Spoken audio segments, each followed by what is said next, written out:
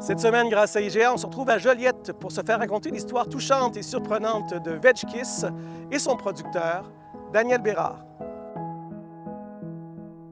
Daniel, on est dans ton champ dans un de tes champs de choux de Bruxelles. Tu as décidé avec tes deux frères de racheter la terre familiale, en fait. C'est ça que je comprends? Exactement. Veg Kiss, c'est parti des sols familiaux, finalement.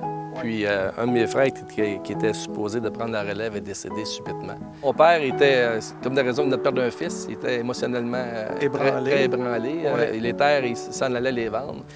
Il y a eu une prise de décision à savoir si on prenait les terres ou pas. Mes frères voulaient les reprendre. Parce que tes deux autres frères, eux autres, ils faisaient pas de l'agriculture du tout, là. Non, j'en ai un qui était comptable, puis l'autre qui était contremaître sur des chantiers de construction.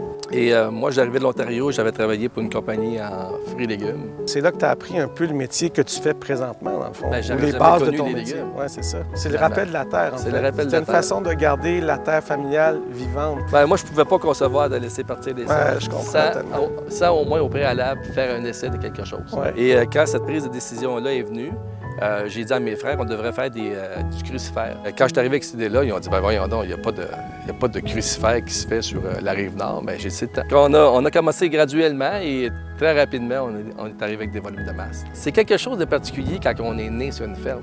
Ouais. On s'en rend pas réellement compte, là, mais il y a un style de vie, puis Des racines. des racines. Tu perpétues quelque chose. Exactement. Oui, je comprends. En fait, il y a combien de générations qui ont travaillé sur ces terres-là? Présentement, dans notre famille, c'est un minimum de 5 générations. 5 générations. Ouais. La maison qui est juste en face de nous, c'est là que Oui. je suis né. La maison à gauche, d'ailleurs, c'est mon oncle, qui était Oui. le frère de mon père. Aujourd'hui, j'ai acheté cette maison-là. J'aime ça parce que mes fils vont être en plein centre de l'action. Penses-tu qu'ils vont prendre la relève?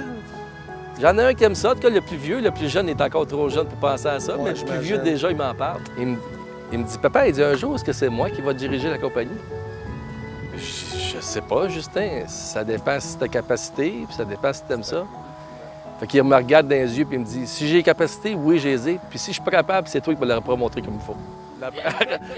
La pression vient d'arriver sur moi, là. Solide.